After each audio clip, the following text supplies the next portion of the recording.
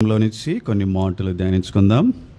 వాక్య వెలుగులో మన జీవితాలను మనం పరిశీలించుకుందాం. దేవుని వాక్యం బట్టి మనం ప్రోత్సహించబడిన వారమై, జీవింపజేయబడిన వారమై, సరిచేయబడిన వారమై మనం ఇక్కడి నుంచి వెళ్దాం. 2 కొరింథీయులకు రాసిన పత్రిక 4వ అధ్యాయం. Paul's epistle to 2 Corinthians chapter 4. From verse 16, 17 and 18, let us read all together. 2 కొరింథీ 4వ అధ్యాయం 16, 17, 18 వచనాలు మనమందరం కలిసి చదువుదాం. కావున మేము అధైర్యపడము, మా బాహ్య పురుషుడు కృషించుచున్నను, అంతర్య పురుషుడు దినదినము నూతనపరచబడుచున్నాడు. మేము అదృశ్యమైన వాటిని చూడక అదృశ్యమైన వాటిని నిదానించి చూచున్నాం గనుక క్షణమాత్రముండు మా చులకని శ్రమ మా కొరకు అంతకంతకు ఎక్కువగా నిత్యమైన మహిమ భారమును కలుగజేయుచున్నది. ఏలైనగా దృశ్యమైనవి అనిత్యములు, అదృశ్యమైనవి నిత్యములు. చదివిన మాటలు ప్రభు మన కొరకై ఆశీర్వదించి మనతో మాట్లాడి మనల్ని ఉజ్జీవింపచేసి సరిచేయను కాక. క్రైస్తవ జీవితం అనేది అనేక విధములైన ప్రయాణాలతో పోల్చబడినదిగా ఉంచున్నది. మనము గమనించినట్లయితే దేవుని వాక్యంలో క్రైస్తవ ప్రయాణము, క్రైస్తవ జీవితం రకరకాలైన ప్రయాణాలతో మనము పోల్చవచ్చు. మనం చూస్తూ వచ్చినట్లయితే క్రైస్తవ జీవితం అనేది అరణ్య యాత్రగా పోల్చబడుతూ వచ్చినది. కాబట్టి అరణ్య యాత్రలో మనము ఎంతో ఓర్పుతో సహనముతో మనము ప్రయాణం చేసి ఆ యొక్క వాగ్దాన దేశంలోనికి మనం ప్రవేశించవలసిన వారముగా ఉంటున్నాం. అదేవిధంగా క్రైస్తవ జీవితం అనేది ఒక పరుగు పందెముతో పోల్చబడినది. ఈ పరుగు పందెంలో కూడా మనము ఓర్పుతో ప్రభువైన యేసు వైపు చూస్తూ మనము పరిగెత్తి మన గమ్యస్థానాన్ని మనం చేరాలి, బహుమానాన్ని మనం పొందాలి. అలాగే క్రైస్తవ జీవితం అనేది ఒక సముద్ర యానముగా ఉంటున్నది. విశ్వాసం అనే ఓడలో మనము ఈ యాత్రా జీవితంలో సముద్రంలో ప్రయాణం చేయొచ్చు, మనము అద్దరిన చేరవలసిన వారముగా మనము ఉంటున్నాం. అదేవిధంగా క్రైస్తవ జీవితం అనేది పక్షిరాజు ఆ యొక్క ఆకాశ మండలంలోనికి ఎగిరిపోయేటువంటి జీవితాన్ని తెలియజేసేదిగా ఉంటున్నది. కాబట్టి పక్షిరాజు వలె నూతన బలముతో మనం ఆకాశ మండలములకు అంటే ఉన్నతమైన శిఖరములకు మనము ఎక్కి వెళ్ళవలసిన వారముగా మనం ఉంటున్నాం. ఈ విధంగా క్రైస్తవ జీవితం ఇటువంటి వాటితో పోల్చబడినదిగా ఉంటున్నది. ఇలాంటి ప్రయాణంలో క్రైస్తవులైనటువంటి వారు ప్రయాణాన్ని చేయాలంటే, చక్కగా చేయాలి అంటే కొన్ని సంగతులను వారు చూచుచూ వెళ్ళేవారుగా ఉండాలి. ఏ ప్రయాణమైనా కానీ గ్రుడ్డిగా కళ్ళు మూసుకొని చేయలేం. అదేవిధంగా మన కన్నులతో చూచుచూ మనం వెళ్ళాలి. సముద్రంలో ఆ యొక్క దిక్సూచిని చూస్తూ వెళ్ళాలి. ఆ యొక్క ఫ్లైట్స్లో కానీ లేకపోతే ప్రయాణంలో మనం జాగ్రత్తగా మనకున్నటువంటి వాటిని చూస్తూ గమనిస్తూ మనం వెళ్ళినట్లయితే, రోడ్ మ్యాప్స్ని మనం చూస్తూ వెళ్ళినట్లయితే మన గమ్యస్థానానికి మనం చేరగలం. క్రైస్తవ జీవితంలో కూడా ఈ ప్రయాణాలన్నిటిలో మనం కూడా కొన్ని సంగతులను చూస్తూ మనం వెళ్ళాలి. ఆ యొక్క సంగతులు మనకు బైబిల్ గ్రంథంలో ఎంతో స్పష్టంగా తెలియజేయబడినాయి. మొట్టమొదటిగా హెబ్రీయులు రాసిన పత్రిక 12వ అధ్యాయం 1-2 వచనాలలో క్రైస్తవులు యేసు వైపు చూచుచూ తమ యాత్రా జీవితాన్ని కొనసాగించాలి. Looking unto Jesus they must run the race. యేసు వైపు చూచుచూ పరుగులో యాత్రా జీవితంలో ముందుకు సాగాలి. అలా ప్రయాణించినప్పుడే వారు విజయవంతముగా గమ్యస్థానాన్ని చేరగలరు. కాబట్టి ఎలాగ ఆయన వైపు చూడాలి, ఆయన వైపు చూస్తే మనకు కలిగే మేలేంటి అనేది మనము ఇది వరకు ధ్యానిస్తూ వచ్చినాం. రెండవదిగా క్రైస్తవులు చూడవలసిన మరి యొక్క ప్రాముఖ్యమైన సంగతి ఏంటి అంటే we must see the unseen things.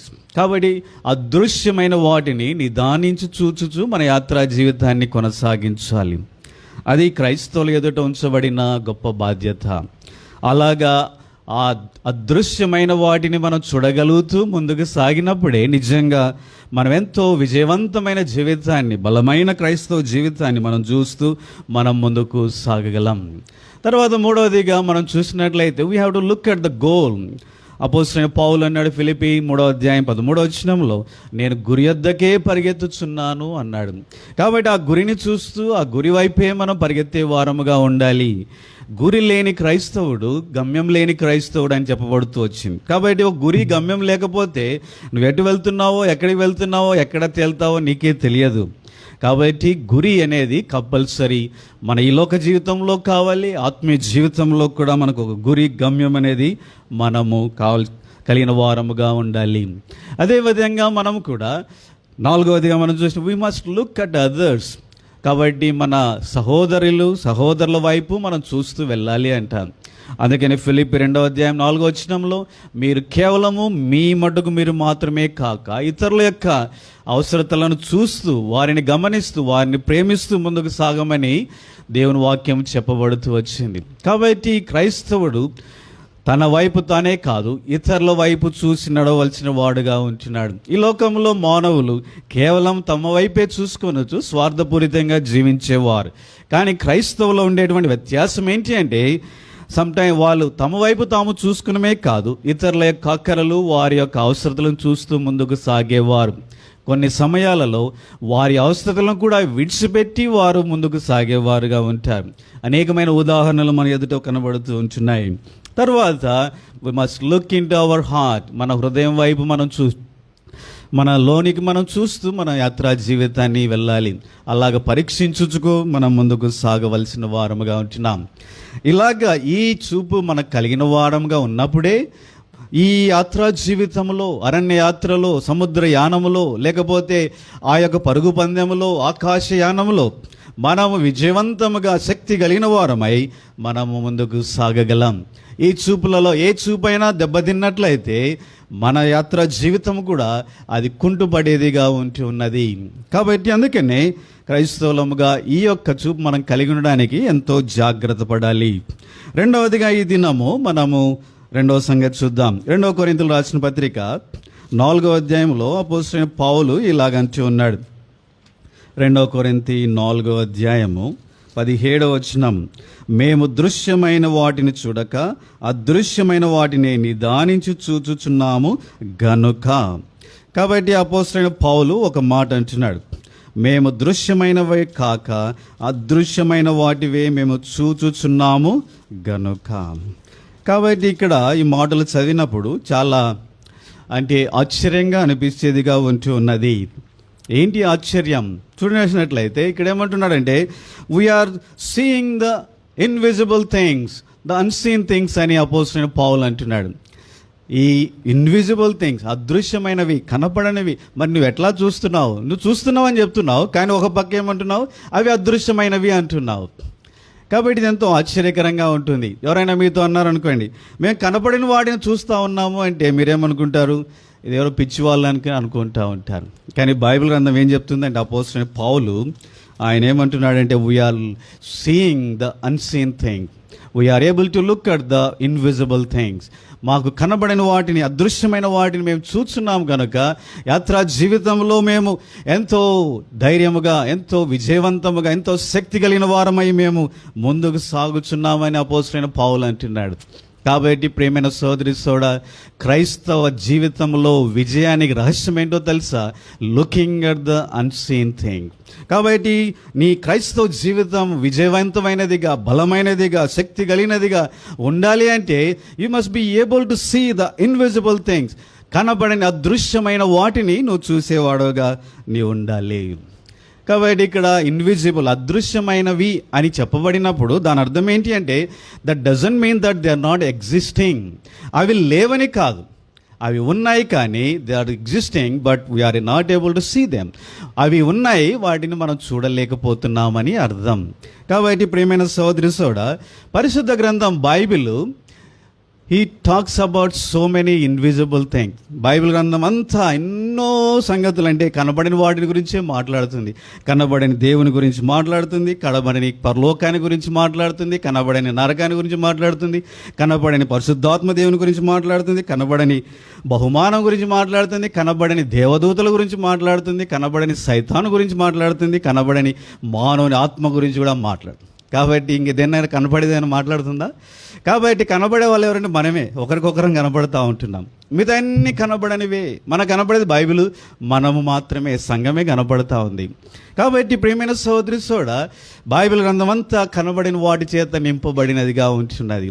కానీ ఆశ్చర్యకరమైన సంగతి ఏంటి అంటే, క్రైస్తవులు వీటన్నిటినీ they are able to see, వాటన్నిటిని చూసి వెళ్ళేవారుగా ఉంటున్నారు. ఇదే ఆశ్చర్యకరమైన అద్భుతకరమైన సంగతి. కాబట్టి ప్రియమైన సోదరి సోడ, అపోస్తలుడైన పౌలు అంటున్నాడు, నేను అదృశ్యమైన వాటిని నిదానించి చూచుచున్నాను గనక. చాలామంది అందుకనే క్రైస్తవులను ఏమంటారంటే, వీళ్ళంతా సూపర్స్టిషియస్ పీపుల్, లేకపోతే మూఢనమ్మకాలు కలిగిన వారు, ఏదో విపరీతమైన ఆలోచనలు కలిగిన వారని చాలామంది అనుకుంటూ ఉంటారు క్రైస్తవులని. కానీ ప్రియమైన సోదరి సోడ, క్రైస్తవుల యొక్క నమ్మకము మూఢనమ్మకం కాదు. అది క్రైస్తవుల యొక్క నమ్మకము గొప్ప విశ్వాసము, బలమైన విశ్వాసం అది. కాబట్టి మూఢనమ్మానికి విశ్వాసానికి తేడా ఏంటి? మూఢనమ్మకం అంటే అది it is not existing, but people will believe that. అది లేని దానిని వారు నమ్ముతున్నారు, అది మూఢనమ్మకము. కానీ క్రైస్తవుల నమ్మకం అది కాదు. We are not believing that does not exist, but we are believing which is existing. కాబట్టి మనం ఏది నమ్ముతున్నామంటే, ఏదైతే ఉన్నదో దాన్ని నమ్ముతూ ఉంటున్నాం, లేని దానిని మనం నమ్మడం లేదు. దేవుడు ఉన్నాడు అని ఆయన నమ్ముతున్నాం, పరలోకం ఉంది ఆయన నమ్ముతున్నాం, నరకం ఉంది ఆయన నమ్ముతున్నాం, పరిశుద్ధాత్మ దేవుడు ఉన్నాడు నమ్ముతూ ఉంటున్నాం. కాబట్టి మూఢనమ్మకం కాదు ఇది, ఇది బలమైన విశ్వాసము. మూఢనమ్మకం అంటే it based on the fears. కాబట్టి భయాల మీద ఆధారపడి తయారైనవే మూఢనమ్మకాలన్నీ. బలి పడితే చచ్చిపోతారు, పిల్లి కనబడితే యాక్సిడెంట్ అవుతుంది. కాబట్టి ఇట్లా చెప్పుకుంటూ పోతే ఈ మూఢనమ్మకాలన్నీ భయాల చేత నింపబడినవి. కానీ క్రైస్తవ జీవితం అనేది it is not based on fear, ఏదో భయం మీద ఆధారపడింది కాదు. It based on the great hope, living hope, నిరీక్షణ మీద ఆధారపడింది అది. ఒక దినం ప్రభు వస్తాడు, ఆయనతో కలిసి నేను పరలోకంలో ఉంటాను, నిత్య నరకాగ్ని నుంచి నేను తప్పించబడతాను అనేటువంటి బలమైన నిరీక్షణ మీద ఆధారపడిందే క్రైస్తవ విశ్వాసము. అందుకే నిరీక్షించబడు వాటి యొక్క నిజ స్వరూపమే విశ్వాసము. కాబట్టి ప్రేమైన సోదరి సోడ, క్రైస్తవ జీవితం అనేది మూఢనమ్మకము కాదు, అది బలమైన విశ్వాసము. మరొక మాట చెప్పండి, మూఢనమ్మాలకు వెనుక ఉన్నటువంటి వ్యక్తి ఎవరంటే సైతానుడు. కానీ విశ్వాసం వెనకలు ఉన్నటువంటి వ్యక్తి ఎవరంటే ఆయన ప్రభువైన యేసు క్రీస్తు వాడు. విశ్వాసమున కర్తయు దాన్ని కొనసాగించువాడునైన యేసు ప్రభువే, జీవము కలిగిన దేవుడు. కాబట్టి క్రైస్తవ జీవితం అనేది అది మూఢనమ్మకము కాదు. It is not superstition, but it is a great faith, గొప్ప విశ్వాసము. కాబట్టి ప్రేమైన సోదరి సోడ, మరి ఈ విశ్వాసం మనల్ని ఎక్కడికి నడిపిస్తుంది అంటే, ఇప్పుడు మనం తెలుసుకోవాల్సిన సత్యం ఏంటి అంటే, అపోస్తలుడైన పౌలు ఆయన ఏమంటున్నాడంటే, మేము అదృశ్యమైన వాటిని నిదానించి చూచుచున్నాము గనుక. ఎలాగ ఆయన చూడగలుగుతున్నాడు? How can is able to see the invisible things? How is able to looking at the unseen things? ఏ విధంగా ఆయన చూడగలుగుతున్నాడంటే, ఆయన అంటాడు, చూడండి, కొరింథీయులు రాసిన 2వ పత్రిక 5వ అధ్యాయము. కొరింథీయులు రాసిన 2వ పత్రిక 5వ అధ్యాయము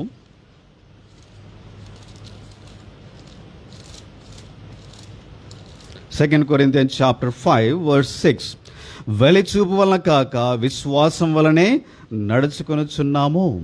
కాబట్టి ఆయన ఏమంటున్నాడంటే, మేము ఈ నేత్రములతో కాదు, విశ్వాస నేత్రములతో మేము చూడగలుగుతూ ఉంటున్నాం. కాబట్టి ప్రియమైన సోదరి సోడ, ఒక వ్యక్తి ఈ అదృశ్యమైన వాటిని ఎలా చూడగలడు అంటే, కేవలము విశ్వాస నేత్రము ద్వారా మాత్రమే చూడగలడు. విశ్వాస నేత్రం లేని మానవుడు ఎవరు కూడా ఈ సంగతులను చూడలేడు, గమనించలేడు, అర్థం చేసుకునలేడు.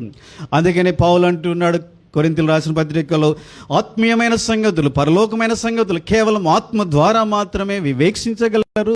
కాబట్టి దాని అర్థం ఏంటి అంటే, ఏ మానవుడైతే క్రైస్తవుడిగా చేయబడతాడో, ఎవరైతే ఆత్మ ద్వారా నింపబడతారో, ఎవరైతే విశ్వాస నేత్రం తెరవబడుతుందో, వారు మాత్రమే వివేచించగలరు, చూడగలరు, గమనించగలరు. కాబట్టి నీవు కూడా ఈ అదృశ్యమైన వాటిని చూడాలి అంటే నీకు బేసిక్గా కావాల్సింది ఏంటి అంటే, ఈ భౌతిక నేత్రముల ద్వారా నువ్వు ఏది చూడలేవు. చాలామంది మనుషులు అంటూ ఉంటారు, పరలోకం ముందే చూపించు నేను నమ్ముతా అంటారు, దేవుడు ఉన్నాడంటే చూపించు నేను నమ్ముతా అంటాడు, లేకపోతే నరకం ముందే చూపించు నేను భయపడతానంటారు. ఈ విధంగా మనుషులు మాట్లాడుతూ ఉంటున్నారు. నేనంటాను కరోనా లేనే లేదంటారు. మీరేమంటారు? ఇదంతా బోగస్, ఊరికి ఏదో మీడియా హైప్ ఇట్లా చేశారని చెప్తాను. మీరేమంటారు? అన్న మీరేం పిచ్చోళ్ళ, ఇంతమంది చచ్చిపోతూ ఉన్నారు, హాస్పిటల్ ఇంతమంది అడ్మిట్ అయ్యారు, ఇంతమంది ప్రపంచం అంతా వణికిపోతూ ఉంటే మీరు లేదంటారేంటి? నేనంటాను, మీరు చూసారా? ఎవరు చూడలేదు. నేను చూశాను, నేను చూడలేదు, అయినా నమ్ముతున్నాను. ఎవరో చూశారు, ఉందని చెప్పారు, నమ్ముతూ ఉంటున్నాను. కాబట్టి ఎందుకని నమ్ముతున్నాం? కాబట్టి దాని యొక్క ద ఎఫెక్ట్స్ ఆర్ దేర్. ఈ కరోనా వ్యాధి యొక్క ప్రతిఫలాలు మనకు కనబడుతూ ఉన్నాయి. రోగులు అవుతూ ఉన్నారు, హాస్పిటల్ అడ్మిట్ అవుతూ ఉన్నారు, చనిపోతూ ఉంటున్నారు, ఎంతోమంది మన చుట్టూ కనబడుతూ ఉన్నారు. అందుకని మనం ఏమంటున్నామంటే కరోనా అనేది ఉంది అని నమ్ముతూ ఉంటున్నాం. కాబట్టి ప్రియమైన సోదరి సోడా, దేవుడు ఉన్నాడు, ఆయన యొక్క ప్రభావం మనలో కనపడుతూ ఉంది. నరకం ఉంది, ఆ భయం మనలో ఉంది. అంతేకాదు పరలోక రాజ్యం ఉంది, అందుకని దాంట్లో వెళ్ళాలనే ఆశ మనలో ఉంది. ఈ విధంగా చెప్పుకుంటూ వెళ్తే అనేక సంగతులు మనకు అవి ఉన్నాయి. కాబట్టి మనం ఏం చేయాలంటే విశ్వాసము ద్వారా మాత్రమే వాటిని మానవుడు చూడగలిగేవాడుగా ఉంటున్నాడు. కాబట్టి ఈ సమయంలో మానవుడు విశ్వాసం కలిగిన వాడుగా ఉన్నప్పుడే, ఆ విశ్వాస నేత్రము ద్వారా మాత్రమే ఆ అదృశ్యమైన వాడిని చూడగలిగేవాడుగా ఉంటున్నాడు. అందుకని అపోస్తలుడైన పౌలు హెబ్రీయులకు రాస్తూ ఒక మాట అన్నాడు, మనందరికీ బాగా పరిచయమైన మాట. చూడండి, హెబ్రీ చాప్టర్ 11 వర్స్ 1 to 3. హెబ్రీయులకు రాసిన పత్రిక 11వ అధ్యాయము మొదటి 3 వచనాలు మనం అందరం కలిసి చదువుదాం. విశ్వాసం అనేది నిరీక్షింపబడు వాటి యొక్క నిజ స్వరూపమును అదృశ్యమైనవి ఉన్నవనుటకు రుజువునై ఉన్నది. దానిని బట్టి ఏ పెద్దలు సాక్ష్యం పొందిరి. ప్రపంచములు దేవుని వాక్యం వల్ల నిర్మాణమైనవనియు, అందును బట్టి దృశ్యమైనది కనబడేడు పదార్థముల చేత నిర్మింపబడలేదనియు విశ్వాసము చేత గ్రహించుకొనుచున్నాము. కాబట్టి దేని చేత గ్రహించుకొనుచున్నాం? విశ్వాసము ద్వారా మాత్రమే. అదృశ్యమైనవి ఉన్నవనుటకు రుజువు విశ్వాసం. నిరీక్షించబడు వాటి యొక్క నిజస్వరూపం విశ్వాసం. కాబట్టి కనిపించే ప్రపంచం కనపడని వాటి చేత నిర్మించబడినదనే దానికి విశ్వాసమే సాధు. కాబట్టి ప్రియమైన సోదరి సోడా, ఈ దినాలలో సైన్స్ ఎంతో డెవలప్ అయింది. కాబట్టి సైన్స్ కూడా చెప్తుంది పదార్థములన్నీ కనబడని పదార్థముల చేత, ఆటమ్స్, తర్వాత రకరకాల పరమాణువుల చేత నిర్మించబడిందని అందరూ చెప్తా ఉంటున్నారు. సైన్స్ ద్వారా నిరూపించబడినదిగా ఉంటున్నది. కాబట్టి పరమాణువులు నాకు కనబడలేదు, కాబట్టి పరమాణువులు లేవని చెప్పడానికి లేదు. కాబట్టి ఈ ప్రపంచంలో కాబట్టి అదృశ్యమైనవి లేవు అని చెప్పడానికి ఏమాత్రము వీలు లేనే లేదు. బైబిల్ చెప్తున్న సంగతి సత్యం. కాబట్టి ఈ సత్యాన్ని నువ్వు చూడాలి అంటే కేవలము నువ్వు ఆ ప్రభువునందు విశ్వాసం ఉంచాలి.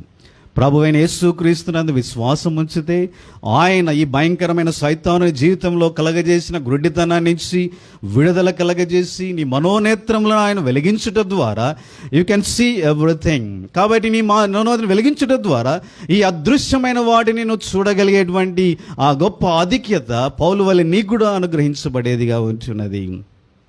అపోస్తలుడైన పౌలు కూడా ఒకప్పుడు ఈ లోకంలో ఉండే ఆధిక్యతల చేత గ్రుడ్డివాడైపోయి ఆయన ఈ అత్యున్నతమైన ఆశీర్వాదకరమైన సంగతులు ఏమాత్రం చూడలేకపోయినాడు. ఎప్పుడైతే ప్రభు ఆయన దర్శించినాడు, ఎప్పుడైతే ఆయన విశ్వాసం ఉంచినాడు, ఆయన యొక్క మనోనేత్రములు వెలిగించబడినాయి. అప్పటి నుంచి ఆయన అదృశ్యమైన వాటిని చూడగలిగే గొప్ప ధన్యత పొందిన వాడుగా ఉంటున్నాడు. కాబట్టి ప్రియమైన సోదరి సోడా, మనం కూడా అదృశ్యమైన వాటిని చూడాలి అంటే మనకు కావాల్సింది విశ్వాస నేత్రము. ఈ విశ్వాసం అనేది నేను ఇలాగ చెప్తా ఉంటాను, ఒక పెద్ద హబుల్ టెలిస్కోప్ కంటే గొప్పది అది. కాబట్టి హబుల్ టెలిస్కోప్ మీకు అందరికీ బాగా తెలుసు కదా.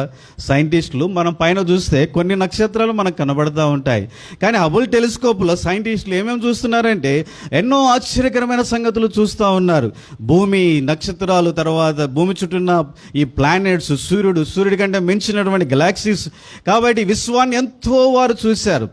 అనేక రెట్లు ఉండేటువంటి సూర్యులను చూస్తూ వచ్చిన ఎన్నో నక్షత్రాలు. ఆశ్చర్యం, అది చూస్తే మరి మన మైండే మతిపోతుంది.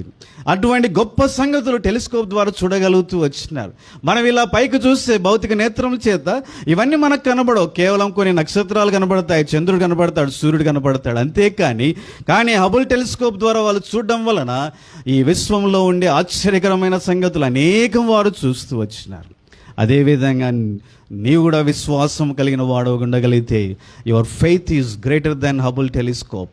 You can see great things, wonderful things. కాబట్టి నీ విశ్వాసం ఉంటే నువ్వు ఇంకా గొప్ప సంగతులను చూడగలవు, ఆశ్చర్యకరమైన సంగతులు చూడగలవు, అదృశ్యమైన వాటిని చూడగలవు.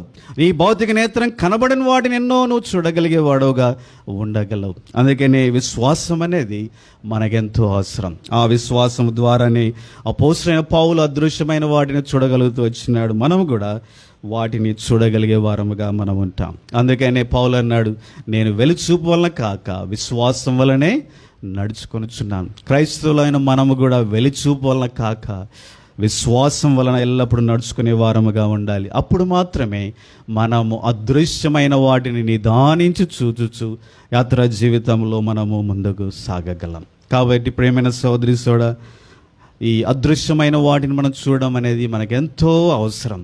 ఎందుకంటే క్రైస్తవ జీవితానికి, విజయానికి, శక్తికి, క్రైస్తవ అంటే దేవుని కొరకై పాటుపడడానికి, సమర్పణ జీవితానికి, వీటన్నిటికీ మూలాధారం ఏంటి అంటే looking at the unseen thing, అదృశ్యమైన వాటిని చూడడమే. కాబట్టి దాన్ని ఎవరైతే క్రైస్తవుడైతే నిదానించి చూచేవాడుగా ఉంటాడో ఆ వ్యక్తి అపోస్తలుడైన పౌలు వల్లే గొప్ప దైవజనుడుగా, క్రీస్తును పోలిన వాడే అన్ని విషయంలో నడుచుకునేవాడుగా ఉండగలడు. కాబట్టి ఈ పాఠాన్ని మనం అందరము నేర్చుకుందాం. అదృశ్యమైన వాటిని మనం చూడాలి. కొన్ని ప్రాముఖ్యమైన అదృశ్యమైన సంగతులు క్లుప్తంగా మనము తెలుసుకుందాం. మొట్టమొదటిగా మనం చూసినట్లయితే మనకు కనబడిన అదృశ్యమైన ఒక సంగతి మనం ఎప్పుడు గమనించాలి. అది ఏంటంటే దేవాది దేవుడు మనకు అనుగ్రహించిన రక్షణ వస్త్రములు. చూడండి, యెషయా గ్రంథం 61వ అధ్యాయం, యెషయా గ్రంథం 61 10వ వచనం అందరం కలిసి చదువుదాం. Book of Isaiah chapter 61 verse 10. Let us read all together. శృంగారమైన పాగా ధరించుకొని పెళ్లి కుమారుని రీతిగాను, ఆభరణముతో అలంకరించుకొని నా పెళ్లి కుమార్తె రీతిగాను ఆయన రక్షణ వస్త్రములను నాకు ధరింపజేసి ఉన్నాడు. నీతి అను పైబడి నాకు ధరింపజేస్తున్నాడు. కాగా యెహోవాను బట్టి మహానందముతో నేను ఆనందించున్నాను, నా దేవుని బట్టి నా ఆత్మ ఉల్లసించుచున్నది. కాబట్టి ప్రియమైన సోదరి సోడా, మనము పాపం చేయడం ద్వారా మనం దిగంబరులుగా చేయబడ్డాం. ఆత్మీయమైన దిగనందత్వం అనేది మనకు లభించినదిగా ఉంటున్నది. ఆదాము హవ్వలు కూడా పాపం చేసినప్పుడు they have lost the glorious clothing, వారు మహిమా వస్త్రములకు పోగొట్టుకున్నారు.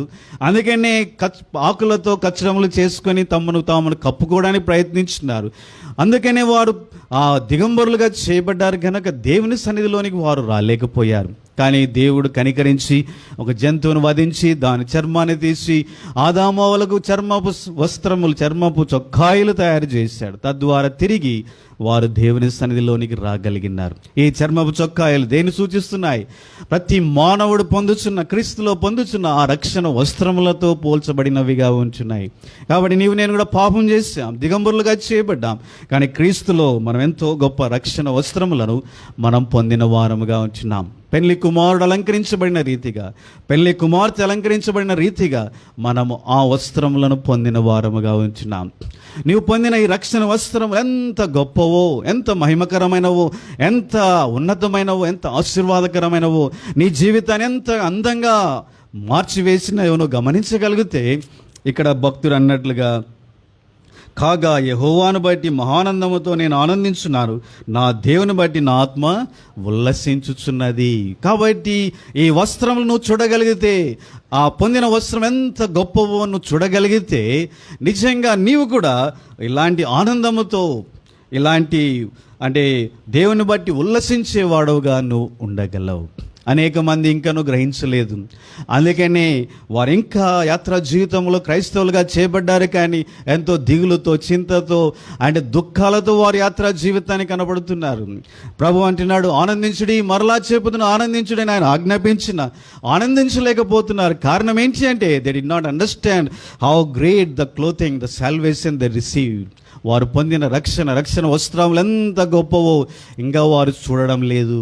కాబట్టి ఈ రక్షణ వస్త్రములను మనం ఎల్లప్పుడూ చూచేవారముగా ఉండాలి. అందుకని కీర్తన గ్రంథకర్త ఇలాగంటూ వచ్చినాడు. చూడండి, కీర్తన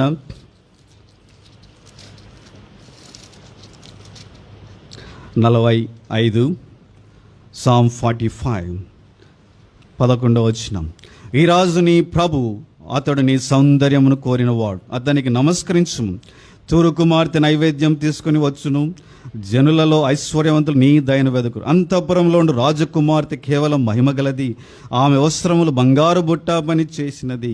విచిత్రమైన పనిగల వస్త్రములు ధరించుకొని రాజునొద్దకు ఆమెను తీసుకుని రాబడుచున్నది. ఆమెను వెంబడించు ఆమె చెలికత్తెలు కన్యకలు నీ యొద్దకు తీసుకుని రాబడుచున్నారు.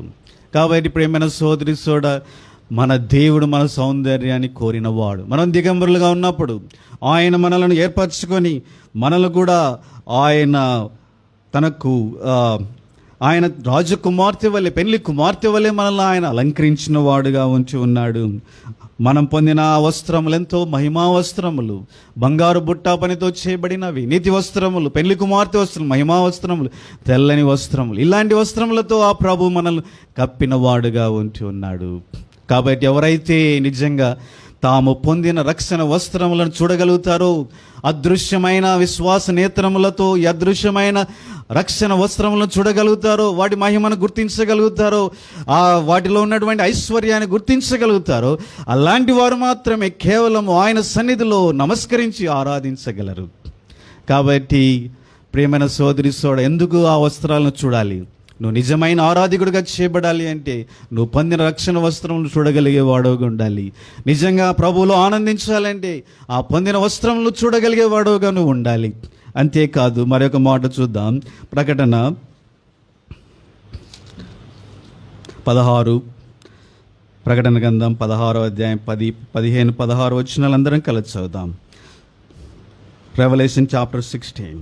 హెబ్రీ భాషలో హార్మెగద్దోన్ అను చోటుకు వారిని పోగు చేసి, ఇదిగో నేను దొంగ వలె వచ్చున్నాను, తాను దిగంబరుగా సంచరించుందున జనులు తన దిశములను చూతురేమో అని మెలకువగా ఉండి తన వస్త్రములు కాపాడుకొనివాడు ధన్యుడు. కాబట్టి ప్రేమైన సోదరి సోడ, నీ వస్త్రం నువ్వు చూడకపోతే how can you protect them? నువ్వు ఆ కనబడని అదృశ్యమైన రక్షణ వస్త్రములను చూడలేని వాడవుగా ఉండగలిగితే వాటిని ఎలాగూ కాపాడుకోగలవు? అవి పరిశుద్ధమైన వస్త్రములు, పరిశుద్ధలో ఎలా కొనసాగలవు? నీతి వస్త్రములు ఏ విధంగా నీతిలో కొనసాగగలవు? ఎంతో పవిత్ర మహిమకరమైన వస్త్రములు. కాబట్టి ఈ వస్త్రములను చూడగలిగినప్పుడే, దేవుడు అనుగ్రహించిన ఈ వస్త్రం చూడగలిగినప్పుడే నిజంగా ఎంతో ప్రభువులు ఆనందించగలవు, ఆయన నమస్కరించగలవు. అంతేకాదు, నీ వస్త్రములను కాపాడుకోవడానికి నువ్వెంతగానైనా మెలకువగా ఉండి ప్రయాసపడగలవు. కాబట్టి ప్రేమైన సోదరి సోడ, మనకు కనబడనేది మొట్టమొదటిగా మనం పొందిన సంగతి ఏంటో తెలుసా? We have received the great salvation and also the clothing of salvation. రక్షణ వస్త్రములను మనము పొందిన వారముగా మనం ఉంచున్నాం. కాబట్టి దీన్ని మనం చూసినట్లయితే నిజంగా మనలో నిజమైన సంతోషం, ఆనందం ఉంటుంది. దీన్ని మనం చూడగలిగితే ప్రభువుకి ఎల్లప్పుడూ నమస్కరించి ఆరాధించగలం. దీనిని మనం చూడగలిగితే నిజంగా దాన్ని కాపాడుకోవడానికి మనం ఎంతో ప్రయాసపడగలం. రెండవదిగా మనం చూడనేది మరొకటి, మనం పొందినటువంటి ఆశీర్వాదం ఏంటి అంటే, చూడండి 2వ రాజుల గ్రంథం 6వ అధ్యాయం, 2వ రాజులు 6వ అధ్యాయం 15, 16 వచనాలు మనం అందరం కలిసి చదువుదాం. Book of 2 Kings chapter 6 verse 15 and 16. Let us read all together. దైవజనుడైన అతని పనివాడు పెందలకడ లేచి బయటకు వచ్చినప్పుడు గుర్రములను రథములను గల సైన్యము పట్టణము చుట్టుకొని ఉండుట కనబడెను. అంతటా అతని పనివాడు, అయ్యో నా ఏలినవాడా, మనం ఏమి చేద్దాం అని దైవజనుడు అనగా, అతడు భయపడవద్దు, మన పక్షమునున్నవాడు వారికంటే అధికులై ఉన్నారని చెప్పి, యెహోవా వీడు చూచున్నట్లు దయచేసి వీని కన్నులను తెరవమని ఎలీషా ప్రార్థన చేయగా, యెహోవా పనివాని కన్నులను తెరవజేసెను గనుక వాడు ఎలీషా చుట్టూ పర్వతం చుట్టూ అగ్ని గుర్రముల చేత రథముల చేత నిండి ఉండటం చూచాను. కాబట్టి the second unseen thing we have to see is the protection of the Lord. మన దేవుని యొక్క బలమైన భద్రత. ప్రియమైన సోదరి సోడ, దేవుడు బిడ్డల చుట్టూ ఒకసారి ఎలీషా మీదకి అనేకమైన సైన్యములు దాడి చేయడానికి వచ్చారు. అలాంటి దాడి చేయడానికి వచ్చినప్పుడు ఎలీషా సేవకుడు కేవలము ఆయన భౌతికమైన వాటిని చూడగలిగే మానవుడుగా ఉంటున్నాడు. అందుకని కనబడిన సైన్యాన్ని చూసి భయపడి వణికిపోయాడు. అయ్యో గుర్రములు వస్తున్నాయి, సైన్యం వస్తుంది, మనల్ని చంపివేస్తారని మొరపెడుతున్నాడు. అప్పుడు ఎలీషా అన్నాడు, మన పక్షంగా ఉండేవాడు లోకంలో ఉన్న వానికంటే గొప్పవాడు అని ఆయన ప్రార్థించినాడు. ప్రభువా వీని యొక్క విశ్వాస నేత్రం తెరవము అని ఎప్పుడైతే ప్రార్థించినాడో వాని యొక్క విశ్వాస నేత్రం తెరవబడిన వెంటనే వాడు చూడగలుగుతూ వచ్చినాడు. పర్వతం చుట్టూ, ఎలీషా చుట్టూ, ఇంటి చుట్టూ అగ్ని రథాలు గుర్రాలు దేవుని యొక్క దూతలు చుట్టూ సరౌండింగ్గా ఉంటున్నాయి. కాబట్టి ప్రేమైన సోదరి సోడా, ఇది విశ్వాస నేత్రము తెరవబడుట ద్వారా చూడగలుగుతవచ్చు. ఎలీషా చూడగలిగినాడు. కారణం ఏంటంటే ఆయన విశ్వాసం కలిగిన వాడు. సేవకుడికి ఇంకా విశ్వాస నేత్రం తెరవబడలేదు గనక ఎలీషా ప్రార్థించినప్పుడు విశ్వాస నేత్రం తెరవబడినప్పుడు అతను చూడగలుగుతూ వచ్చినాడు. గనక నీవు నేను కూడా మన చుట్టూ కూడా ఎలీషా చుట్టూ ఎలాగున్నారో దేవుని దూతలు అగ్ని రథాలు మనందరి చుట్టూ కూడా ఉంటున్నాయి. మనకు కనపడదు భౌతిక నేత్రములతో, కానీ ఆత్మీయ నేత్రములతో చూడగలిగితే నీ చుట్టూ కూడా అగ్ని రథాలు దేవుని దూతలు ఉంటున్నారు. అందుకనే కీర్తన 34:7 రాయబడి ఉంది, యెహోవా యందు భయభక్తులు గల వారి చుట్టూ ఆయన దూత ఉండి కావలి కాయను. కాబట్టి ప్రేమైన సోదరి సోడ, మనందరి చుట్టూ దేవుని ఎవరైతే ప్రభువుని అంగీకరించి ఆయన బిడలుగా చేయబడుతున్నారో వారు ఆయన అరిచేతిలో చెక్కబడిన వారుగా ఉంటున్నారు. ఆయన మందలోనికి చేయబడ్డారు, ఆయన గొర్రెలలో ఒకరిగా ఉంచి ఉన్నారు. కనుక వారందరి చుట్టూ దేవుడు తన బలమైన కాపుదల అగ్నిరథాలు తన కంచి ఆయన ఉంచిన వాడుగా ఉంచి ఉన్నాడు. ఒకసారి యోబు గురించి సైతాను దగ్గర మాట్లాడుతున్నప్పుడు, అన్నీ చేసావు బాగానే ఉంది, కానీ ఆయన చుట్టూ ఉన్న కంచె నువ్వు తీయకపోతే నేను ఎలాగ యోబును ముట్టుకోగలను అన్నాడు సైతానుడు.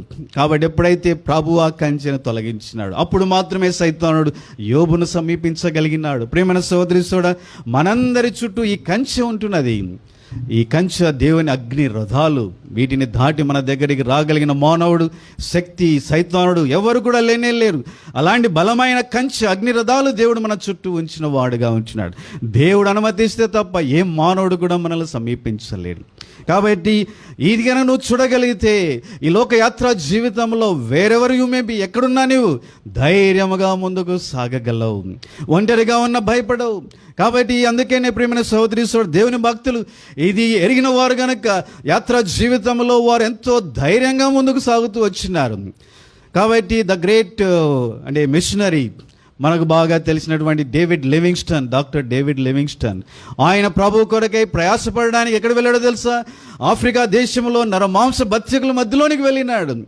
అంత ధైర్యం ఆయనకి ఎలాగొచ్చిందో తెలుసా? Because he believed that God is protecting him. తన చుట్టూ అగ్ని రథాలు ఉన్నాయని నమ్మినాడు కనుక ధైర్యముగా వెళ్ళగలుగుతూ వచ్చినాడు.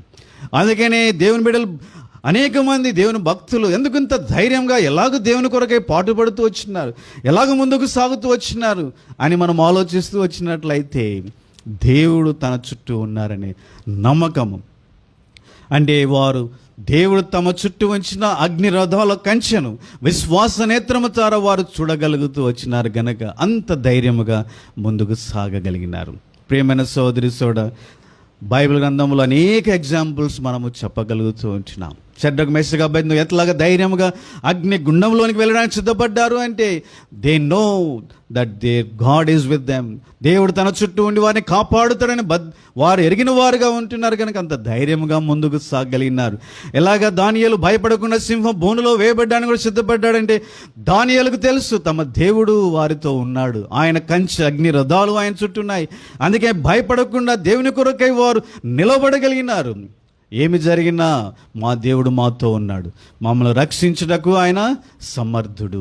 కాబట్టి ప్రేమైన సోదరి సోడ, నీ కూడా యాత్ర జీవితంలో దేవుడు నీ చుట్టూన్నాడు అనేటువంటి ఆ యొక్క దానిని చూడగలిగితే, విశ్వాస నేత్రం చేత ఈ అదృశ్యమైనటువంటి దేవుని కంచెను చూడగలిగితే, యాత్ర జీవితంలో ఎన్ని situation wherever you may be, ఎక్కడున్నా ఎటువంటి పరిస్థితులు ఉన్నా ఒంటరిగా వెళ్ళవలసి వచ్చిన ధైర్యముగాను కాన్ఫిడెంట్గా వెళ్ళగలవు. కాబట్టి దేవుడు మన చుట్టూ తన అగ్నిరథాలు కంచె ఉంచిన వాడుగా ఉంటున్నాడు. కాబట్టి అందుకని ఈ మాటలు ఉన్నాయి కాబట్టి నేను ఎక్కడైనా వెళ్ళిపోతాను బుద్ధిహీనంగా వెళ్ళొద్దండి. కాబట్టి దేవుని చిత్తానుసారంగా మనం వెళ్తేనే అది క్షేమం. కాబట్టి ఈ ప్రియమైన సోదరి సోడ, దేవుడు మనతో ఉన్నాడు, కానీ ఆయనకు విరోధంగా వెళ్తే ఆయన మనతో ఉండడు.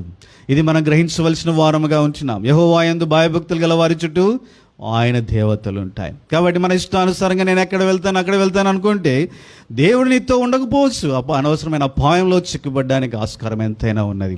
కానీ దేవుని చిత్తంలోనూ ఉంటే, దేవుని మార్గాలను నడుస్తూ ఉన్నట్లయితే, దేవుని కంచె యోబు వల్లే యథార్థంగా యెహోవా యందు భయభక్తులు కలిగి జీవిస్తున్నట్లయితే ఆయన కంచె నీ చుట్టూ బలమైనదిగా ఉంటుంది. కానీ నీ బుద్ధిహీనంగా నువ్వు వెళ్తే నువ్వు కంచె దాటుకుని వెళ్తుపోతున్నావు, కంచెని తెంచి వేస్తున్నావు అని దాని అర్థం. కాబట్టి ప్రేమైన సోదరి సోడ, అందుకనే మనం జాగ్రత్త పడాలి. కాబట్టి రెండవదిగా మనం చూడవలసిన అదృశ్యమైన సంగతి ఏంటి అంటే, దేవుడు మన చుట్టూ ఉంచిన తన బలమైన కంచె, ఆయన అగ్నిరథాలు, ఆయన యొక్క వలయము కాబట్టి మన చుట్టూ ఉంచి ఉన్నది. కాబట్టి ప్రేమైన సోదరి సోడా, ఇది మనం చూడగలిగితే యాత్రా జీవితంలో మనం ధైర్యంగా ముందుకు సాగగలం. ప్రతి పరిస్థితిలో అనవసరమైన భయాల చేత దేవుని వాక్య విషయంలో రాజీ పడిపోకుండా షడ్రక్ మేషక్ అబేద్నెగో వలె, దానియేలు వలె ధైర్యంగా ప్రభు కొరకు నిలబడి మనం ముందుకు సాగగలం. తర్వాత మూడవదిగా మనం చూడవలసిన మరి ఒక అదృశ్యమైన సంగతి ఏంటి అంటే, హెబ్రీయులకు రాసిన పత్రిక 11వ అధ్యాయం 9-10 వచనాలు మనందరం చదువుదాం. మనందరికి బాగా పరిచయమైన మాటలు. Hebrews chapter 11 verse 9 and 10. Let us read all together. Hebrew 11, 9, 10 వచనం. విశ్వాసమును బట్టి అతనితో ఆ వాగ్దానమునకు సమవారసులైన ఇస్సాకు యాకోబు అనువారును గుడారములలో నివసించుచు అన్యుల దేశంలో ఉన్నట్టుగా వాగ్దత్త దేశంలో పరవాసులైరి. ఏలైనగా దేవుడు దేనికి శిల్పియు నిర్మాణకుడై ఉన్నాడు, పునాదులు గల ఆ పట్టణం కొరకు అబ్రహాము ఎదురు చూచుచుండెను. ప్రేమైన సోదరి సోదరుడు అబ్రహాము, ఇస్సాకు యాకోబుల యాత్రా జీవితంలో వారు పరవాసులైన వారుగా ఉంటున్నారు. కానీ వారి విశ్వాస నేత్రములతో వారు చూడగలిగిన ఒక గొప్ప ఆశీర్వాదకరమైన సంగతి ఏంటి అంటే, దేవుడు తమ కొరకై సిద్ధపరుస్తున్న పునాదులు గల పట్టణంను వారు చూడగలిగిన వారుగా ఉంటున్నారు. కాబట్టి ప్రేమైన సోదరి సోడ, విశ్వాస నేత్రము ఎంత గొప్పదో మనము గ్రహించగలం. ఈ విశ్వాస నేత్రము ద్వారా అనేక వేల కిలోమీటర్ల దూరంలో ఉన్నటువంటి ఆ పునాదులు గల పట్టణాన్ని అబ్రహాము చూడగలుగుతూ వచ్చినాడు. కాబట్టి నేను కూడా విశ్వాస నేత్రం కలిగితే ప్రభు నీ కొరకై సిద్ధపరుస్తున్న పట్టణాన్ని నువ్వు కూడా చూడగలవు. తద్వారా అందుకని అబ్రహాము దీనిని చూడగలిగినారు గనక ఈ యాత్రా జీవితంలో వారు పొందిన గొప్ప ఆశీర్వాదం ఏంటో తెలుసా? దాని కొరకు ఎదురు చూడడం వలన వారు పొందిన ఆశీర్వాదం, వారి యాత్ర జీవితంలో విజయవంతమైన జీవితాన్ని వారు జీవిస్తూ వచ్చినారు. వారు గ్రహించిన మొట్టమొదటి సంగతి ఏంటి అంటే, ఈ యాత్రా జీవితం అనేది తాత్కాలికమైందని వారు గ్రహింపులోనికి రాగలుగుతూ వచ్చినారు. ఈ లోకం శాశ్వతం కాదు, ఇది అశాశ్వతమైన గ్రహింపులోనికి వారు రాగలుగుతూ వచ్చినారు. ఈ లోకంలో చాలా మానవులు ఎందుకని ఎంతగానో డబ్బులు లేకపోతే రకరకాలైన సంగతులన్నిటినీ వారు దోచుకోవడానికి ప్రయత్నిస్తూ ఉన్నారు. ఎన్ని కోట్లున్నా, అన్ని అంటే లక్షలు ఉంటున్నా ఇంకనూ ఆశిస్తూనే ఉన్నారు. ఎందుకని ఈ విధంగా వారు ప్రయాసపడుతూ ఉంటున్నారు? వారు అనుకుంటున్నారు ఈ లోకమే శాశ్వతం, ఈ లోకమే వారికి మరొకటి లేదు అనేటువంటి తాత్పర్యంలో వారు ఉంటున్నారు గనుక అందుకనే వారు ఎంతగానో ప్రయాసపడి వారు ఏ విధంగానైనా మోసం చేసైనా, ఇతరులను తొక్కేసైనా, ఏ విధంగానైనా వారు సంపాదించుకోవాలనే ప్రయాసలో వారు ఉంటున్నారు. కానీ ప్రియమైన సోదరి సోడా, నిజమైన గ్రహింపు ఏంటి అంటే, ద వరల్డ్ ఈజ్ టెంపరరీ, ఈ లోకము తాత్కాలికము. ఇలాంటి గ్రహింపు నీకు రావాలి అంటే దేవుడు నీ కొరకై సిద్ధపరుస్తున్న పరలోక పట్టణాన్ని గురించి ఆలోచించాలి, దాన్ని చూడగలగాలి. ఎప్పుడైతే నువ్వు దాన్ని చూస్తావో నీకు తెలుస్తుంది, ఒక దినం నేను అక్కడికి వెళ్తాను, ప్రభువుతో కలిసి యుగంలో అక్కడ ఉంటాను, ఈ లోకాన్ని నేను విడిచిపెడతాను, అక్కడికి వెళ్ళిపోతాను, ఆయనతో కూడా నేను ఉంటాను అనేటువంటి గ్రహింపులోనికి నువ్వు కూడా రాగలవు. కాబట్టి ప్రేమైన సోదరి సోడా, అబ్రహాం ఇలాంటి గ్రహింపులోనికి ఆయన రాగలుగుతూ వచ్చినాడు. అంతేకాదు, ఆయన రెండవదిగా ఆయన కలిగిన గొప్ప ఆశీర్వాదం ఏంటి అంటే, he was not entangled to the worldly things. ఈ లోక సంగతులకు చేత ఆయన పట్టుబడలేదు. ఆస్తి సంపాదించుకోవాలి, బిల్డింగులు కట్టుకోవాలి, లేకపోతే ఈ లోకంలో ఎన్నో సాధించాలి అనేటువంటి వాటన్నిటి చేత ఆయన పట్టుబడలేదు. వాటన్నిటికంటే ప్రభువుతో కలిసి ఆయన కొరకే జీవించుటనే గొప్పదిగా ఆయన ఎంచుకుంటూ వచ్చినాడు. కాబట్టి ప్రేమైన సోదరి సోడా, అబ్రహాము ఆ పునాదులు గల పట్టణం కొరకు ఎదురు చూచున్నాడు కనుక ఈ లోక సంగతుల చేత పట్టబడలేదు. మనం గ్రహించవలసిన ఒక ప్రాముఖ్యమైన సత్యం ఏంటో తెలుసా? ప్రేమైన సోదరి సోడా, ఈ లోకంలో ఉండే మానవులు ఎందుకు ప్రభు దగ్గరికి రాలేకపోతున్నారు, ఎందుకు ఆయనను వెంబడించలేకపోతున్నారు అంటే, అనేక విధాలైన లోక సంగతుల చేత వారు చైన్ వేయబడిన వారుగా ఉంటున్నారు. They chain with so many worldly things. వాటిని తెంచుకొని వారు రాలేకపోతూ ఉంటున్నారు. కారణం ఏంటంటే, వాటిని ప్రేమిస్తున్నారు, వాటి చేత బంధించబడిన వారుగా ఉంటున్నారు. కాబట్టి నేను కూడా నిజంగా ప్రభు కొరకై జీవిస్తూ ముందుకు సాగాలి అంటే మనము వీటి చేత పట్టబడకూడదు. వాటి చేత పట్టబడకూడదు అంటే అదృశ్యమైన దేవుడు నీ కొరకై నిర్మించుచున్న, నీ కొరకు సిద్ధపరిచిన అదృశ్యమైన పట్టణాన్ని నువ్వు చూడాలి. ప్రభు అన్నాడు, నేను మీ కొరకై ముందుకు వెళుతున్నాను, మీ కొరకై స్థలం సిద్ధపరచడానికి వెళ్తున్నాను. ఆయన మన కొరకై ఎన్నో ఉన్నతమైన సంగతులు ఆయన సిద్ధపరుస్తున్నాడు. కంటికి కనబడినవి, హృదయమున గోచరం కానివి, చెవికి వినబడిన సంగతులు ఆయన తన బిడ్డల కొరకై ఆయన సిద్ధపరుస్తూ ఉంటున్నాడు. అవెంతో ఉన్నతమైనవి, గొప్పవైనవి. ఈ లోకంతో అంటే వాటితో ఈ లోకాన్ని పోలిస్తే ఈ లోకంలో అంతా పెంట, ఈ లోకమంతా అపోస్తలుడైన పౌలు అన్నాడు నష్టమే, ఇదంతా మురికి పేలికలే. కాబట్టి ప్రియమైన సోదరి ఎంతో ఉన్నతమైన సంగతులు ప్రభు మన కొరకై సిద్ధపరుస్తూ ఉంటాడు. వాటిని మనం చూడాలి. వాటిని చూడగలిగితే ఈ లోకం ఎంత తుచ్చమైనదో, ఎంత నష్టమైనదో, ఎంత వ్యర్థమైనదో, ఎంత తాత్కాలికమైనదో అనేది నువ్వు గ్రహించగలవు. కాబట్టి అబ్రహాం వలె అదృశ్యమైన ఆ పట్టణాన్ని ఆయన చూడగలిగినాడు. ఇటువంటి ఆత్మీయ జీవితాన్ని ఆయన జీవించగలుగుతూ వచ్చినాడు. తర్వాత మూడవదిగా అబ్రహాము చూడడం వలన ఆయన ఈ లోకంలో ఏం చేశాడో తెలుసా? He lived in the tents, గుడారములలో జీవిస్తూ వచ్చినాడంట. అబ్రహాంకు డబ్బులు లేక కాదు బిల్డింగ్ కట్టుకోవడానికి, ఆయన ఎంతో ధనవంతుడు. లోతు అబ్రహాం యొక్క ధనాన్ని వివరిస్తూ ఆ భూమి మీద ఆ స్థలమే వారికి పట్టలేదంట. అంత ఆస్తి సంపాదించుకున్నవాడు. సొదొమ రాజులు వచ్చి ఆస్తిని ఇస్తానంటే నీది నాకు అవసరం లేదు, నీ చెప్పులు వారు కూడా అవసరం లేదన్నాడు. అంతగా తృణీకరించిన వ్యక్తి, అంత ధనవంతుడు అబ్రహాం, అంతగా ఆశీర్వదించబడిన వ్యక్తి. కానీ ఎందుకైనా ఆయన గుడారములలో జీవిస్తూ వచ్చినాడు. కారణం ఏంటో తెలుసా? అపోస్తలుడైన పౌలు హెబ్రీ 11లో రాసిన కారణం, he was looking at the city with foundation. పునాదులు గల పట్టణాన్ని కొరకై ఆయన ఎదురు చూస్తున్నాడు. ఆ పునాదులు గల పట్టణాన్ని ఆయన విశ్వాసనేత్రంతో చూస్తున్నాడు. అందుకని ఆయన ఈ లోకం తాత్కాలికం, ఇది టెంపరీ లైఫ్, నేను ఈ లోకంలో ఐఎమ్ సొజర్నర్, నేను ప్రయాణికుడిని, నేను పరదేశిని అని ఆయన ఆలోచించి ఆయన గుడారాలలో జీవిస్తూ వచ్చినాడు. అనేక మంది క్రైస్తవులు ఈ దినాల్లో ఇలాంటి జీవితాన్ని జీవించలేకపోవడానికి కారణం ఏంటో తెలుసా? పునాదులు గల పట్టణం కొరకై వారు ఎదురు చూడడం లేదు. ప్రభువుని అంగీకరించారు, ఆయన చేత ఏర్పరచబడ్డారు, రక్షించబడ్డారు. కానీ ఇంకను లోకంలో ఇదే శాశ్వతమైనటువంటి ఆలోచనలు అనేక మంది క్రైస్తవులు ఉంటున్నారు గనుక ఈ లోకంలో తిరిగి ఏ విధంగానైనా సంపాదించుకోవాలి అని దేవుని వాక్య విషయంలో రాజీ పడిపోతూ ఉంటున్నారు. అనేక సంగతుల విషయంలో, ఆస్తుల విషయంలో, ధనం విషయంలో, పదవుల విషయంలో, ఉద్యోగాల విషయంలో, రకరకాలైన వాటి విషయంలో మనుషులు దేవుని బిడ్డలు రాజీ పడిపోవడానికి కారణం ఏంటి అంటే still they are thinking this world is permanent, ఈ లోకమే శాశ్వతం అనుకుంటున్నారు. ప్రేమైన సోదరి దీని నుంచి మనం బయటపడాలి.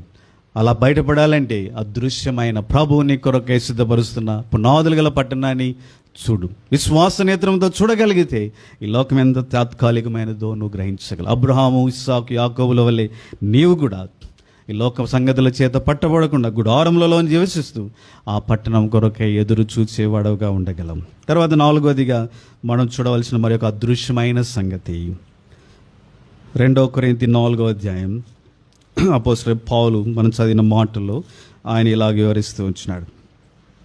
కావున మేము ఐదర్యపడము, మా బాహ్య పురుషుడు కృషించున్నాను, అంతర్య పురుషుడు దినదినము నూతనపరచబడుచున్నాడు.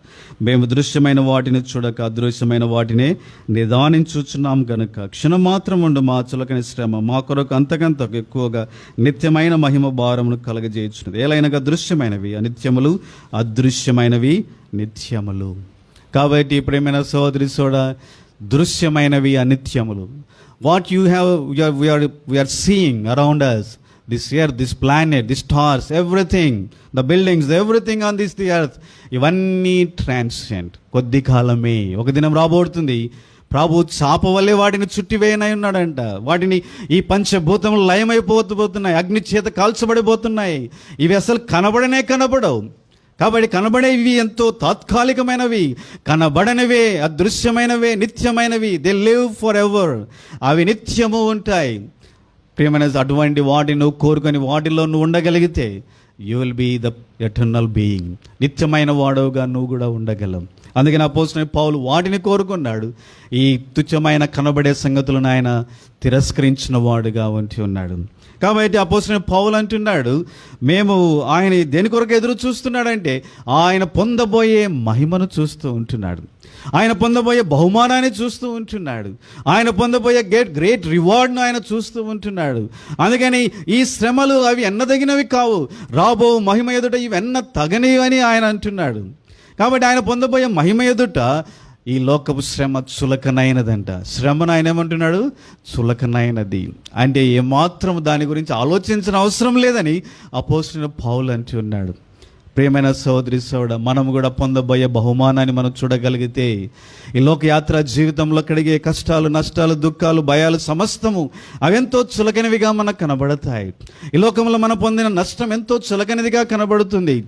కాబట్టి చాలామంది క్రైస్తవులు ఈ లోకంలో చిన్న చిన్న వాటిని విడిచిపెట్టుకోవడానికి, స్నేహితులు లేకపోతే ధనాన్ని లేకపోతే ఐశ్వర్యాన్ని, రకరకాలైన దేవునికి విరోధమైన వాటిని విడిచిపెట్టుకోవడానికి వారు సిద్ధపడడం లేని కారణం ఏంటంటే, అమ్మో అవి లేకపోతే ఎలాగా అనుకుంటున్నారు. కానీ పౌలు అంటున్నాడు, పొందబోయే మహిమ ఎదుట ఇవన్నీ ఎంతో తుచ్చమైనవి, తాత్కాలికమైనవి. కాబట్టి అందుకని మోసే జీవితంలో కూడా ఒక సంగతి పౌలు వివరిస్తూ వచ్చినాడు. చూడండి, హెబ్రీయులకు రాసిన పత్రిక 11వ అధ్యాయం, హెబ్రీయులకు రాసిన పత్రిక 11వ అధ్యాయం 24 నుంచి 26 వరకు కలిసి ఉన్నాయి, చదువుదాం అందరం కలిసి. హెబ్రీ 11, 24 నుంచి 26 వరకు. మోసే పెద్దవాడైనప్పుడు విశ్వాసం బట్టి ఐగుప్తు ధనం కంటే క్రీస్తు విషయమైన నింద గొప్ప భాగ్యం అని ఎంచుకొని అల్పకాలము పాప భోగములు అనుభవించట కంటే దేవుని ప్రజలతో శ్రమ అనుభవించడం మేలని యోచించి ఫరో కుమార్తె యొక్క కుమారుడని అనిపించుకున్నట్టుకు ఒప్పుకొనలేదు. ఏలైనగా అతడు ప్రతిఫలముగా కలగబో బహుమానమునందు దృష్టి ఉంచెను. సో మోసే ఎందుకని ఐగుప్తుని విడిచిపెట్టాడు? అంత గొప్ప ప్యాలెస్ని ఎందుకు విడిచిపెట్టాడు? ఫరో తర్వాత ఆయన ఇంకా రాజు కాబోతూ ఉన్నాడు. ఎందుకు ఆ కింగ్డమ్ ఎందుకు వదిలిపెట్టేసాడు? కింగ్షిప్ని ఎందుకు వదిలిపెట్టేసాడు? ఆ థ్రోన్ ఎందుకు వదిలిపెట్టాడు? The most powerful throne on this earth in those days. దాన్ని ఎందుకు మోసే వదిలిపెట్టేశాడు? ఎందుకని అన్నిటిని విడిచిపెట్టి తన ప్రజలతో శ్రమపడడానికి ఇష్టపడ్డాడంటే, he is looking at the reward is going to receive one day. ఆయన పొందబోయే గొప్ప బహుమానం మీద తన దృష్టిని ఉంచినాడంట. ఆ అదృశ్యమైన రివార్డును మోసే చూస్తున్నాడు కనుక ఈ ప్యాలెస్, ఈ కింగ్డమ్, ఈ థ్రోన్ ఇవన్నీ ఎంతో అంటే అవి చులకనగా కనపడిన, ఎంతో తాత్కాలికమైనవిగా, తుచ్చమైనవిగా కనపడుతూ వచ్చినాయి.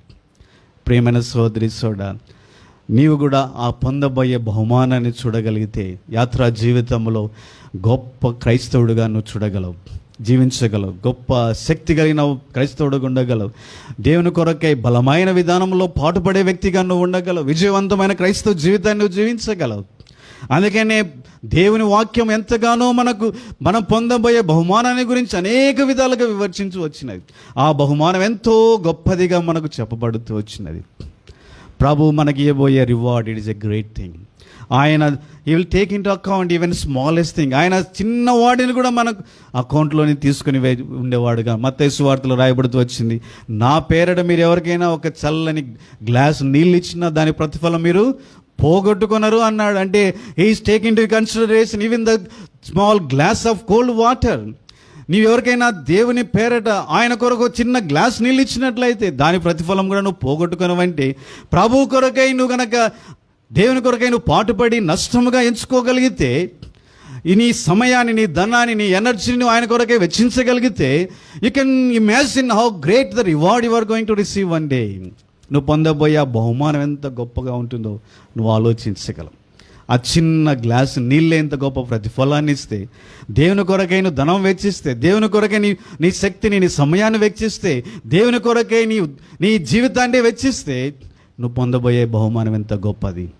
కాబట్టి ప్రేమైన సోదరి సోడా, ఆ బహుమానాన్ని కనుక నువ్వు చూడగలిగితే విశ్వాస నేత్రముల చేత ఈ యాత్రా జీవితంలో నిజంగా పౌలు వలె, దేవుని శిష్యుల వలె, అనేక మంది దైవజనుల వలె, ప్రభు వలె నువ్వు ఈ లోకంలో అనేకం త్యాగం చేసి ఆ ప్రభు కొరకై జీవించగలవు. కాబట్టి దేవుని బిడ్డలు ఎల్లప్పుడూ తాము పొందబోయే బహుమానం ఎదుట మనం ముందు చూస్తుండాలి. ప్రభువు కూడా ఆయన ఏం చేశాడో తెలుసా? ఎందుకని ఆయన అంత సిలువలో శ్రమ పొందినాడు, ఎందుకంత అవమానాన్ని భరించినాడు, ఎందుకంత నింద వేదనను ఆయన భరించినాడు, వాటన్నిటిని ఏ విధంగా ఆయన భరించగలిగినాడంటే బైబిల్ చెప్పే సత్యం ఏంటి అంటే, హెబ్రీ 11:1-2 మీరు చదివినట్లయితే తన ఎదుట ఉంచబడిన ఆనందము కొరకై. Where is looking at the Joy that is prepared for him. ఆయన కొరకై సిద్ధపరచబడిన బహుమానము, ఆనందాన్ని ఆయన ప్రభు చూస్తున్నాడు. Is not looking at the soldiers.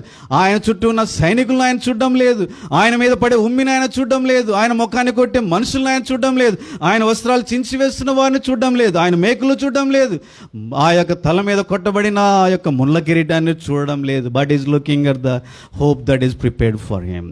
ఆయన కొరకే సిద్ధపరచబడిన ఆ బహుమానాన్ని ఆయన చూస్తున్నాడు, ఆనందాన్ని చూస్తున్నాడు. అందుకని విశ్వాస నేత్రములతో ఎప్పుడైతే ఆయన చూడగలిగినాడో వీటన్నిటిని జయించి ఆయన విజయవంతుడుగా తిరిగి లేచిన వాడుగా ఉంటాడు. దేవుని చిత్తాన్ని నెరవేర్చినాడు. సర్వలోక మానవాళికి రక్షణ మార్గాన్ని ఆయన ఏర్పరిచిన వాడుగా ఉంటాడు.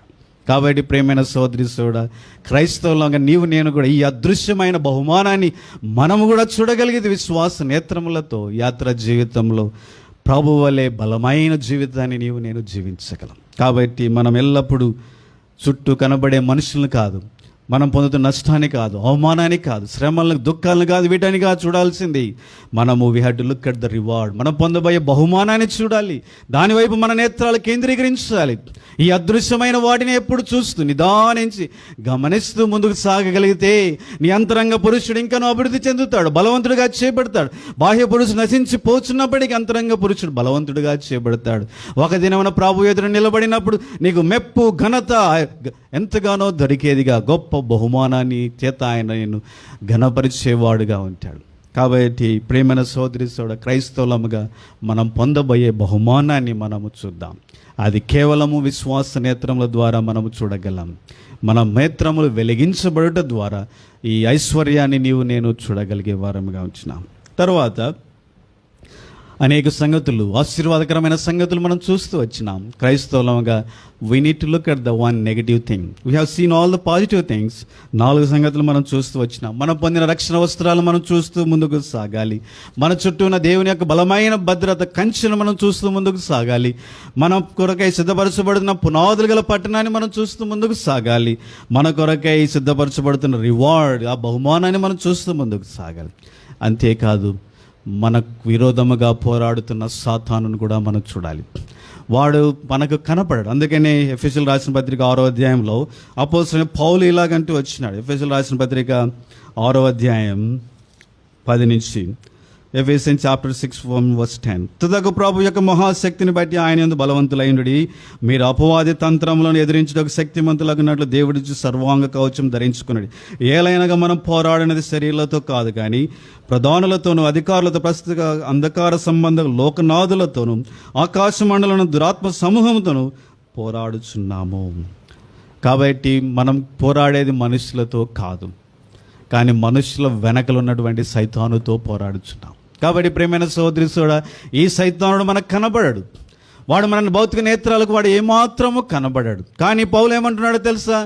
అపవాది యొక్క తంత్రములు మనము ఎరుగని వారము కాము. But we know very well the schemes of Satan. సాతాను సంధించే ఆయుధాలు మనకు తెలుసు, వాని యొక్క ప్రయత్నాలని మనకు బాగా తెలుసైన పౌలు పౌలు అంటున్నాడు. ఎలాగో తెలుసు పౌలు అంటే, విశ్వాస నేత్రం ద్వారా సైతానుడు ఏ విధంగా నీ మీదకి దాడి చేయబోతున్నాడో, ఎటువైపు నుంచి రాబోతున్నాడో నువ్వు చూడగలవు. ఏ మానవుని అతను వినియోగించుకుంటాడో నువ్వు గ్రహించగలవు. ఏ పరిస్థితిని వాడు వినియోగించుకుంటున్నాడో గ్రహించగలవు. ఏ పరిస్థితి అంటే ఎటువంటి విధానంలో అతను నీ మీదకి రాబోతున్నాడో నువ్వు గ్రహించగలవని పౌలు అంటున్నాడు. కాబట్టి విశ్వాస నేత్రముతో దేవుని సన్నిధిలో మెలకువగా ఉండి ప్రార్థించగలిగితే you will know the schemes of Satan. సాతాను యొక్క సమస్త విధములైనటువంటి అంటే సంగతులు నువ్వు గ్రహించేవాడవుగా నువ్వు ఉండగలవు. కాబట్టి ప్రియమైన సోదరి సోడా, క్రైస్తవులు కనబడని సైతానును కూడా ఎల్లప్పుడూ చూస్తూ ముందుకు సాగాలి. కారణం ఏంటి అంటే, మనం పోరాడేది మనుషులతో కాదు, కనబడే వాటితో కాదు. మనం పోరాడేది ఎవరితో పోరాడుతున్నామంట? కనబడని సైతానుతో, అంధకార శక్తులతో పోరాడుతూ ఉంటున్నాం. చూడండి, శత్రువు ఎందుకు వాడిని చూడాలి? వాని పని వాడు చేసుకుంటూ ఉంటాడు, మన పని మనం చేసుకుంటూ ఉందాంలే అని అనుకుంటామా? కానీ ఎందుకు చూడాలో తెలుసా? శత్రు దేశంలో ఎటువంటి ఆయుధాలు ఉన్నాయో మనం గ్రహించినప్పుడే వాటికి తగిన ఆయుధాలతో మనం ఏం చేయబడగలం? సిద్ధపడగా ఉండగలం. కాబట్టి మన శత్రు దేశం ఎటువంటి ఆయుధాలు మన మీద సంధించబోతున్నదో నీకు తెలియకపోతే you will be unprepared person. వారు ఆయుధాలు దాడి చేసినప్పుడు మనం వాటిలో అంటే నష్టపోయే వారముగా ఉంటాం. అదే వారు తయారు చేస్తున్నటువంటి ఆయుధాలు కనుక నీకు బాగా తెలిస్తే, నువ్వేం చేస్తావో తెలుసా? వాటికి తదనుగుణంగా, వాటికి వ్యతిరేకంగా ఏ విధంగా వాటిని జయించాలో నువ్వు గ్రహించగలవు. ఒకసారి ఇజ్రాయెల్ అంటే ఇరాక్ వార్ జరుగుతూ ఉంటున్నప్పుడు ఇరాక్ వాళ్ళు భయంకరమైన ఆయుధాలు ఇజ్రాయెల్ మీద దాడి చేయడం మొదలుపెట్టారు. కానీ Israel already prepared for those missiles. వాటికి విరోధంగా సిద్ధపడింది కనుక ఏది కూడా వారి దేశంలో కింద పడకముందే వాటిని కాల్చివేసేశారు. కారణం ఏంటో తెలుసా? They are prepared already.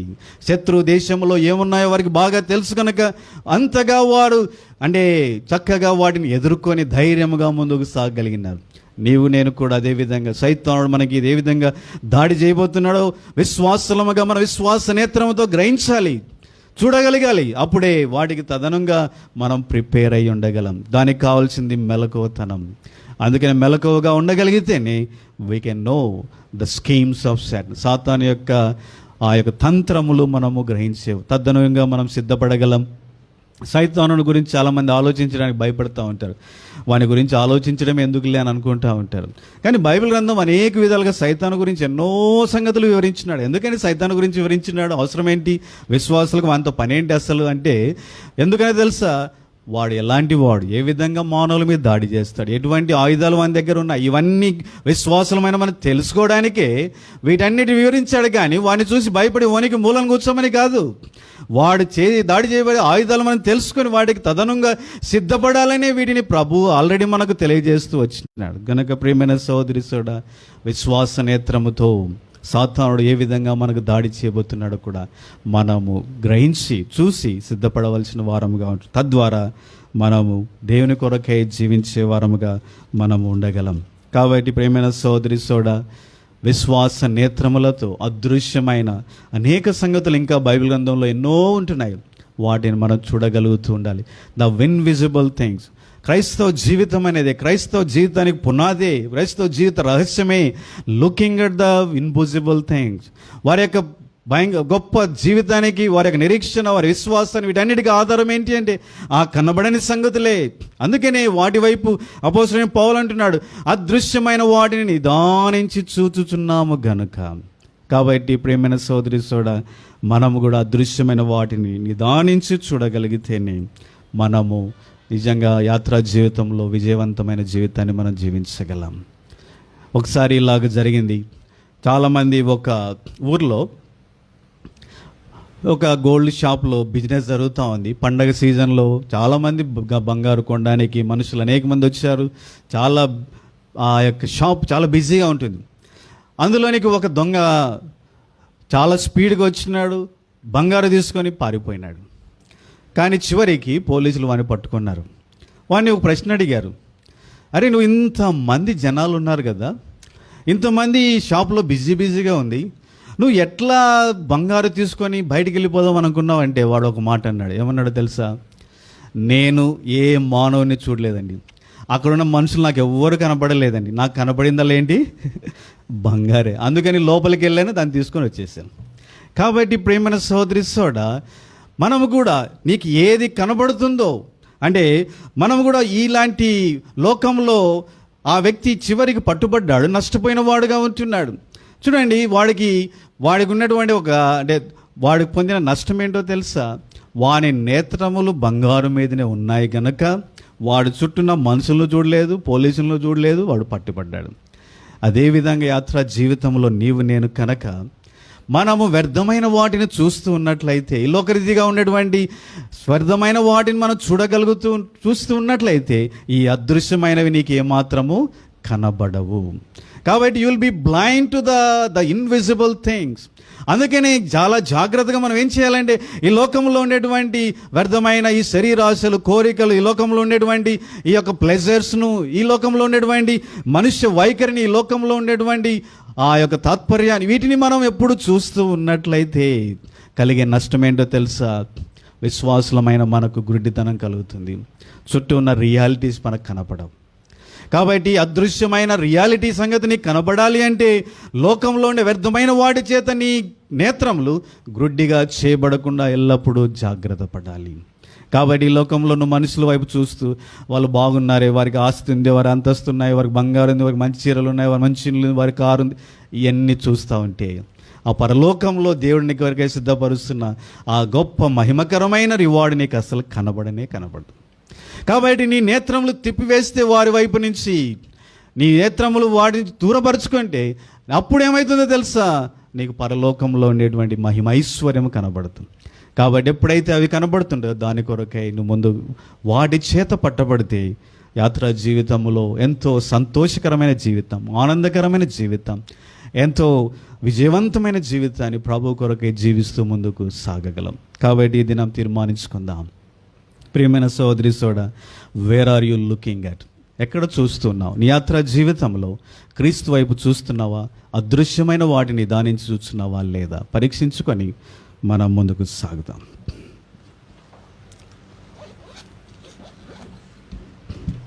ఒక క్షణం మౌనంగా మనం ఒకరించి పరిశీలించుకుందాం. విన్న మాటల ప్రకారము ప్రియమైన సోదరి సోడా, నీ జీవితంలో ఎంతో కృంగిపోయి ఉంటున్నావు. నాకు అది లేదే, ఇది లేదే అనే బాధ. క్రైస్తవుడైనావు, ఎంతో గొప్ప రక్షణ పొందినావు, అయినా కానీ you are suffering with great depression, you are suffering with dissatisfaction. కారణం ఏంటో తెలుసా? నువ్వు పొందిన ఆ యొక్క విలువైన రక్షణ వస్త్రములు ఏంటో నీకు తెలియట్లేదు. వాటి వైపు నువ్వు చూసే బదులు ఈ లోకంలో ఉండే వ్యర్థమైన, తాత్కాలికమైన, మాయతో నింపబడిన ఈ ఐశ్వర్య ఘనతలను చూస్తుంటున్నావు. అందుకే నీ జీవితంలో నిజమైన ఆనందం, సంతోషం లేదు. నీ దేవుని బట్టి నువ్వు ఉత్సహించలేకపోతుంటున్నావు, ఆయనను బట్టి గంతులు వేయలేకపోతున్నావు. కాబట్టి పరిశీలించుకుందాం. ప్రియమైన సోదరి సోడా, నువ్వు పొందిన గొప్ప మేలులను ఆలోచించు.